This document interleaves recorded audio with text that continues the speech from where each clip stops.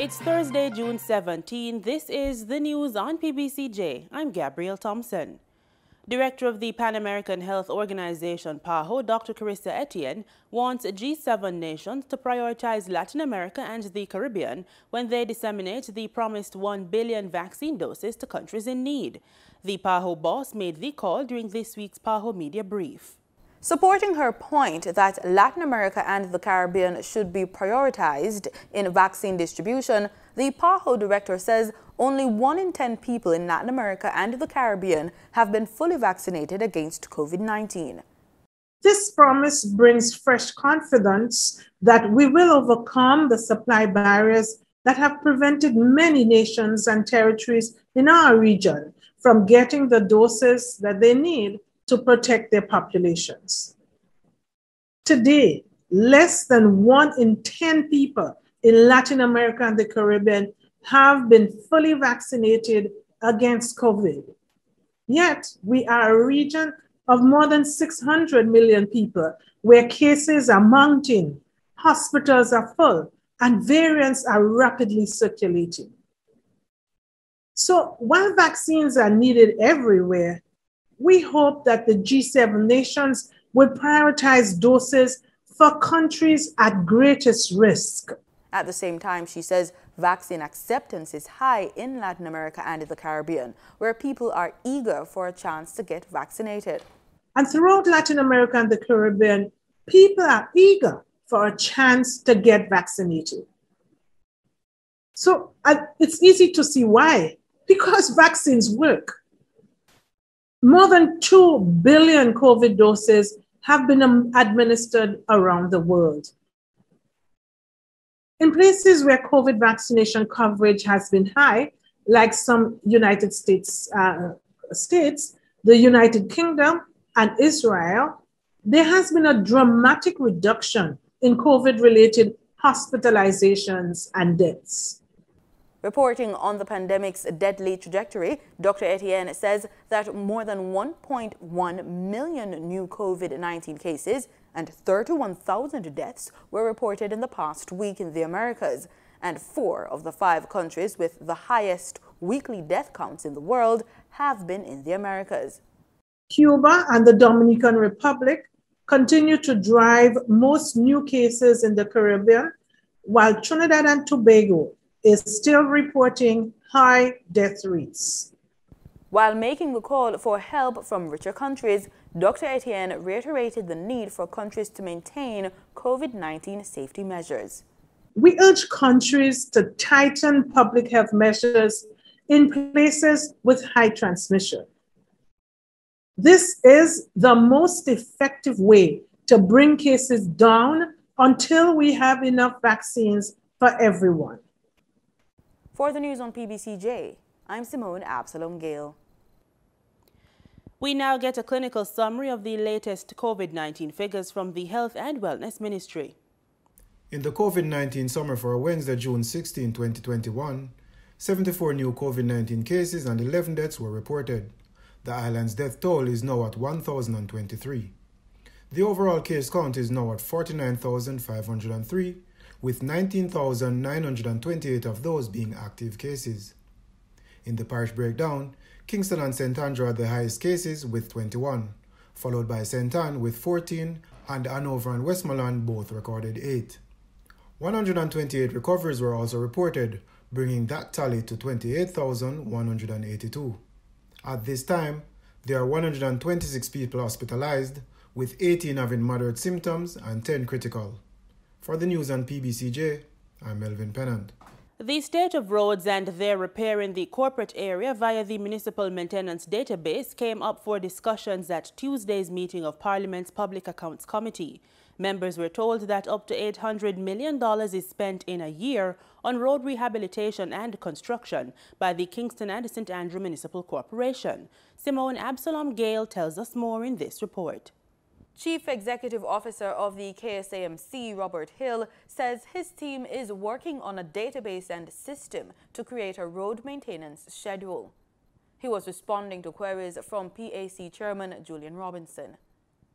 So you would be able to provide now for financial year 21-22, a list of the critical roads that you have identified for repair and an approximate figure as to what it would cost to do those? Well, we're not yet complete, Chairman. We have a stock of roads of 602 kilometers, which represents 1,783 roads.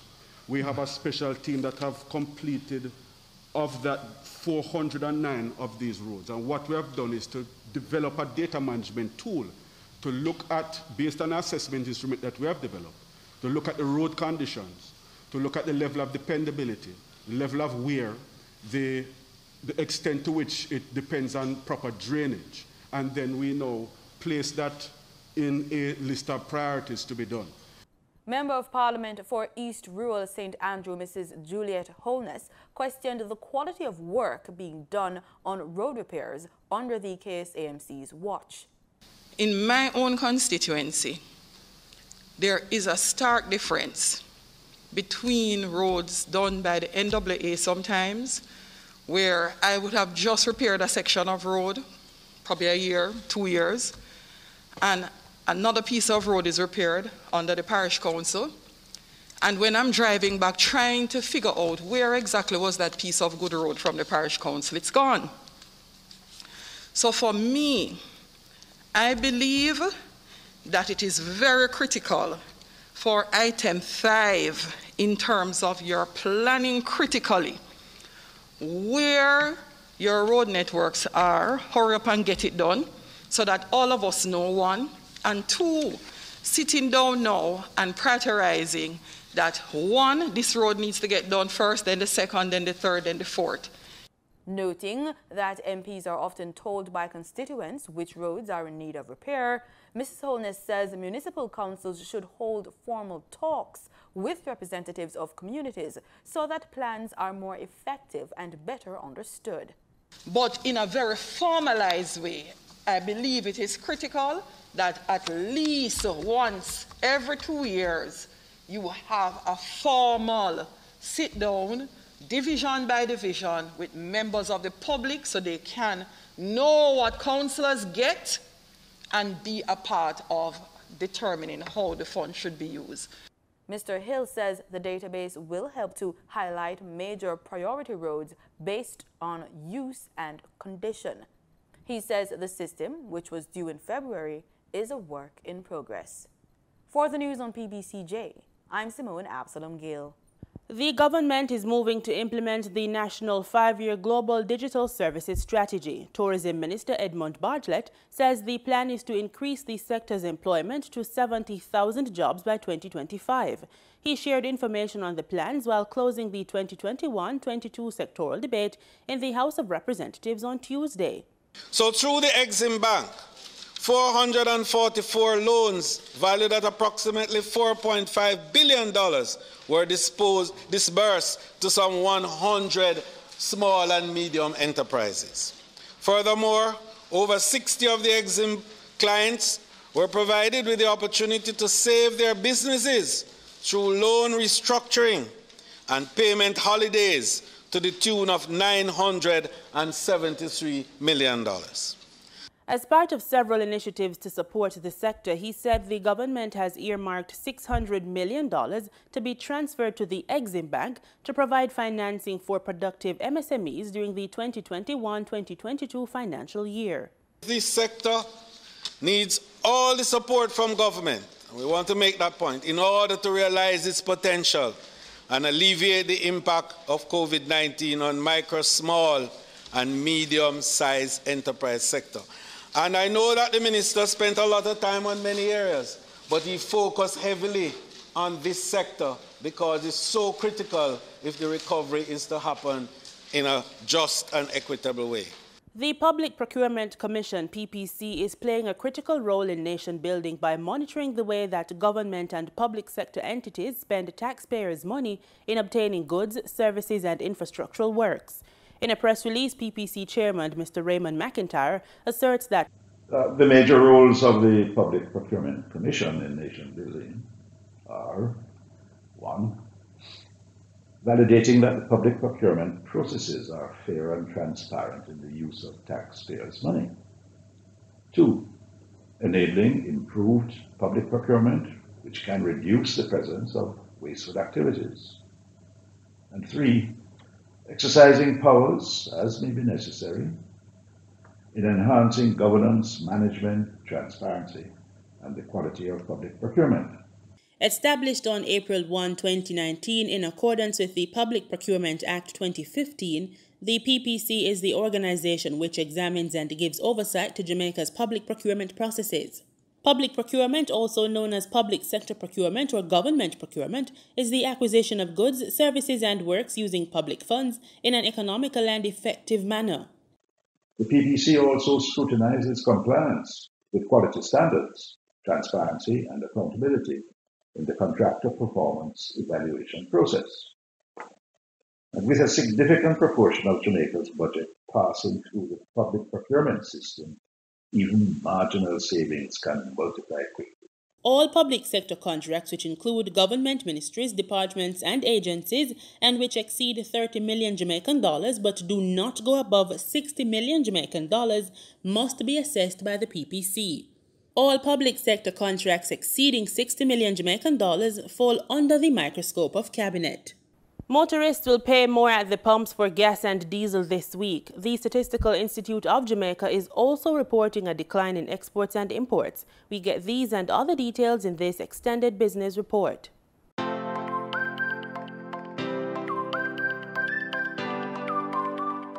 The Statistical Institute of Jamaica Statin says Jamaica's total spending on imports and earnings from exports declined in January to February 2021 relative to the same period in 2020. Statin says imports for January to February were valued at $825.4 million, a decline of 12.6% when compared to the $944.8 million recorded for the same period in 2020. The entity says this decline was largely due to lower imports of consumer goods and fuels and lubricants, which fell by 18.7% and 9.4% respectively. Declines continued in earnings from total exports. January to February 2021 saw Jamaica importing $551.8 million worth of goods from the United States of America, Brazil, China, Colombia, and Japan. These countries are the island's top 5 import partners and accounted for 66.9% of the imports for the period. These imports, however, declined by 13.8% when compared to $639.8 million for the same period in 2020, due largely to the reduction in imports of crude oil from Brazil. According to the latest ex-refinery costs from state-owned oil refinery Petrojam, motorists should see an increase at the pumps in the prices of gasoline and diesel effective Thursday, June 17. 87 and 90 octane gasoline will be sold for $149.73 and $155.47 per liter respectively, up by $2 and $2.03. Following an increase of $2.62, automotive diesel fuel will be sold for $142.63 per liter, while ultra-low sulfur diesel is up by $2.37 and will be sold for $151.59 per liter. Kerosene saw a price increase of $3.06 and will be sold for $119.12 per liter. Propane liquid petroleum will be sold for $60.47 per liter, up by $2.42, and butane liquid petroleum will be sold for $67.22 per liter after an increase of $2.98. Expect price changes as marketing companies and retailers will add their respective markup to these prices. In Wednesday's trading session, the JSE Combined Index advanced by 1,147 points to close at over 429,000 units. Overall market activity resulted from trading in 94 stocks, of which 30 advanced, 52 declined, and 12 traded firm. The Junior Market Index declined by 31 points to close at over 3,000 units. Stocks advanced for Access Financial Services Limited, Caribbean Producers Jamaica, and Seboni Group Limited. Stocks declined for 138 Student Living Jamaica Limited, 138 Student Living Variable Preference, and 1834 Investments Limited. Trading firm were Caribbean Assurance Brokers Limited, Carreras Limited, and Community and Workers of Jamaica CCU Deferred Shares. Wigton Wind Farm Limited ordinary shares was the volume leader with 4.3 million units, followed by Trans-Jamaican Highway Limited with over 1.6 million units, and Future Energy Source Company Limited ordinary shares with over 1.2 million units. In foreign exchange trading for Wednesday, June 16, the US dollar sold for an average $150.77. The Canadian dollar ended trading at $124.93. The pound sterling traded for $211.03, and the euro sold for an average $184.97. In market data for oil, crude oil prices dipped on Thursday as a stronger US dollar brought them off multi-year highs, but losses were limited by a big drop in US crude oil inventories. Brent crude futures dropped 33 cents to settle at $74.06 a barrel.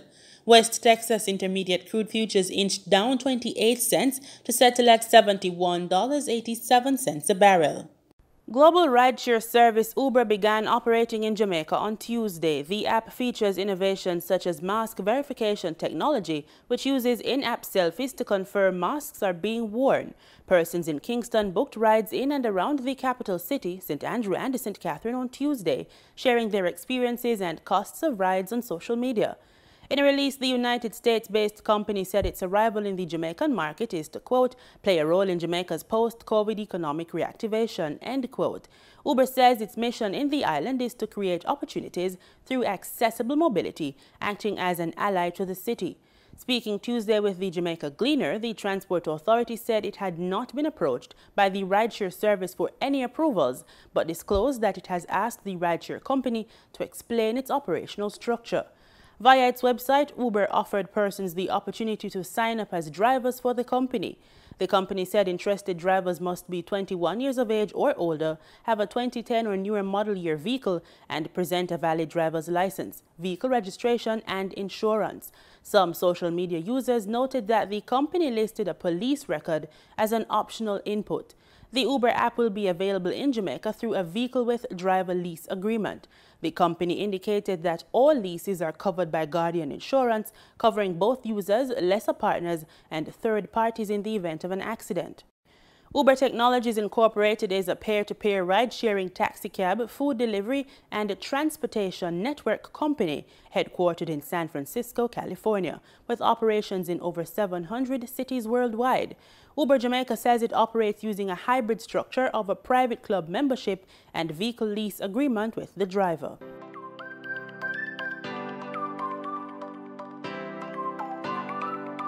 In May 1845, East Indians landed on our shores as indentured workers. Since then, they have become seamlessly enmeshed in Jamaica's culture and consciousness. In no other way is this most apparent than in the area of food. In today's Culinary Trails, we get a taste of authentic Indian cuisine from no less a person than Zingran Sung, the wife of India's High Commissioner to Jamaica. Enjoy!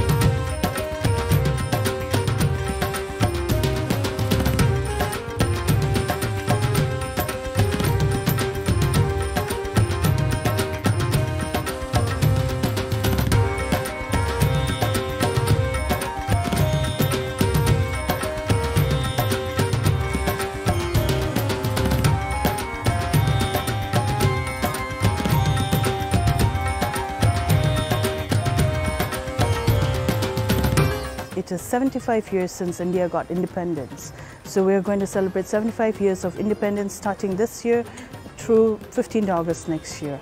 And this part today, the food that we're doing is a culinary journey through India, from north to south, east to west. A little bit of, we're trying to take you through the whole country with the food. People think that we eat a lot of chilies, and that's what's distinct about Indian food, but it's not so. The thing is, you can make a very flavorful and dish which is with lots of spices without having chili in it. You can use cumin, we use coriander, garlic, ginger, onion. Those are our staples. And we use a lot of aromatic spices, which we normally roast them and home ground them. What is it that is part of our culinary history that came out of the Indian experience? What would that be? Yeah, chicken curry chicken, definitely, because surprisingly, it tastes almost like what we get back home in the northeast of India, which is so far from the Indians who came here.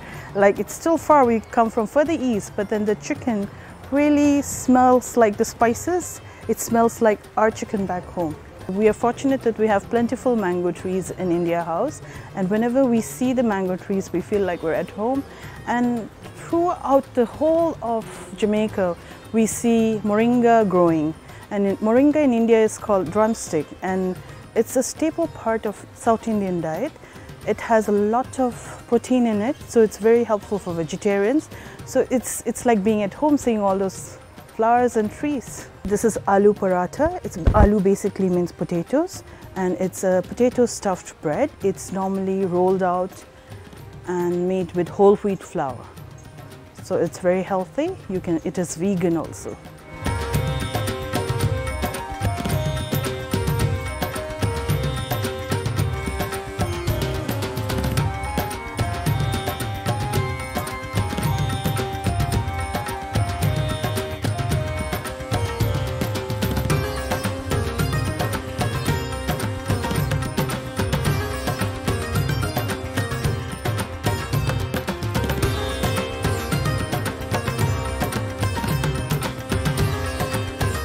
The food we have on this counter is called dosa sambar. Dosa is a white rice flour bread which is made. This is from South India, so now we have moved from north to south. This is a rice flour bread. It's mixed with a white lentil called urad dal, and this is how you roast it.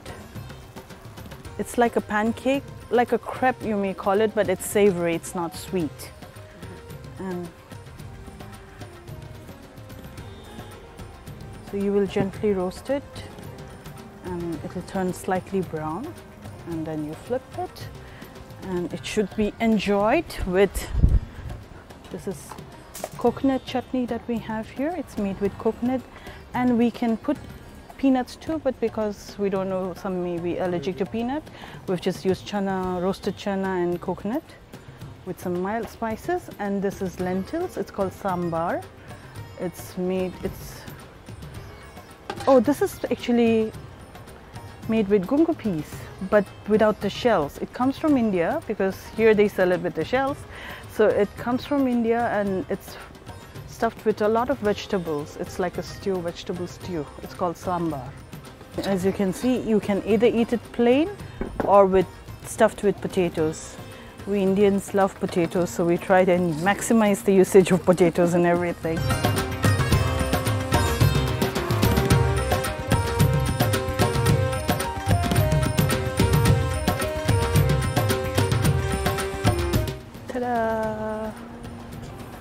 From West India, last but not least, we have dhokla, which is a favorite snack. This is made with chickpea flour, which goes with green chutney, which is made with mint and coriander, and a chili garlic chutney. And it's even more special because it comes from the land of our Prime Minister. Here now we are at our final food counter. This is called halwa. This is suji ki halwa. It is made all over India, and no auspicious occasion is complete without a little bit of this. It's made in clarified butter and some sugar and water, and it's savored in all parts of India. In India we say Atiti Deva Bhava. That means guests are equal to God. So any guest who comes to our home is fed with a little bit of whatever we have. We don't have to share what we don't have, but whatever we have, we always share, because family that eats together stays together. So we consider whoever comes into our home to be a part of our family, and we love to share our food, and we have tried our best to share a little bit of India with you today. I hope you enjoy it, and we look forward to many such culinary journeys with all of you.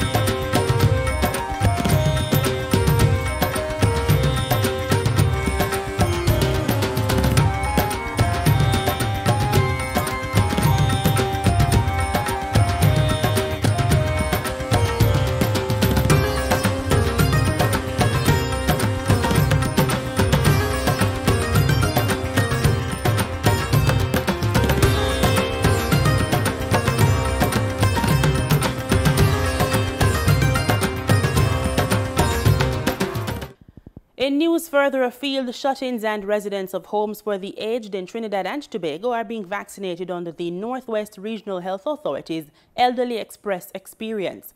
The program is meant to offer a quick and easy way for those 65 years and over to get the COVID-19 jabs. Kimberly D'Souza visited the Living Water Community's Mercy Home, the first to benefit from the initiative. One day after commemorating World Elder Abuse Day, which highlighted some of the injustices meted out to one of the most vulnerable groups in society, people 65 years and over got their jabs using a shorter and quicker process. This is our first attempt to reach out to Home for the Ages to start to see if we could come out and vaccinate them on site. These are people who cannot leave their place of abode to come to the hospital.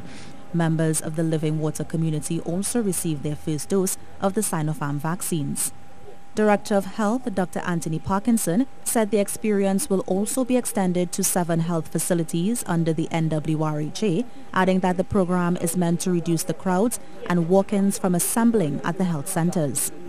It's just that when you come in now, we're not under that pressure, right? You come in, you sit down, relax, you get your vaccine, and you leave. People coming in very anxious, because you're coming for a vaccine, but when they see the needle, people get a little anxious. Some people kind of want to faint.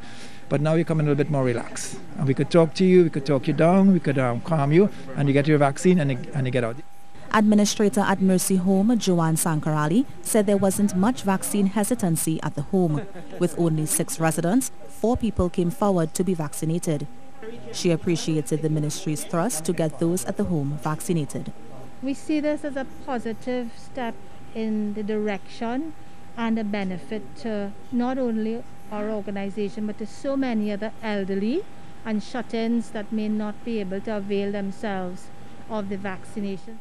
One member of the Living Water community who was not a resident of Mercy Home said the vaccination process was easy.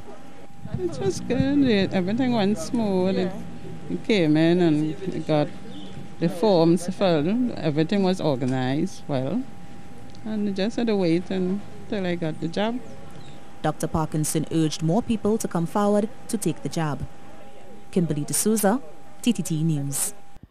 And in sports, we bowl off with cricket. Former Test captain Jason Holder says he is pleased by the emergence of rookie fast bowling talent Jayden, but has cautioned authorities against putting too heavy a workload on the teenager too early in order to guard against burnout. The 19-year-old made an impressive Test debut last weekend, despite playing a single first-class match, picking up 3 wickets against South Africa in a spell that saw him bowl with pace and movement on a lively pitch at the Darren Salmon National Stadium in St. Lucia. Holder, who played a key role in Seal's first Test wicket when he snared a regulation catch at second slip to account for debutant Keegan Peterson, said it was important the player was now properly handled by Cricket West Indies. Holder said, quote, "We've got to be very careful not to bowl him to the ground," end quote. Seals is likely to feature again for West Indies in the second and final Test, which bowls off in St. Lucia on Friday. West Indies trail 1-0 after losing the first Test by an innings and 63 runs inside 2.5 days. And with that, we are out of here. You have just watched the news on PBCJ. As always, thanks for watching and do keep safe.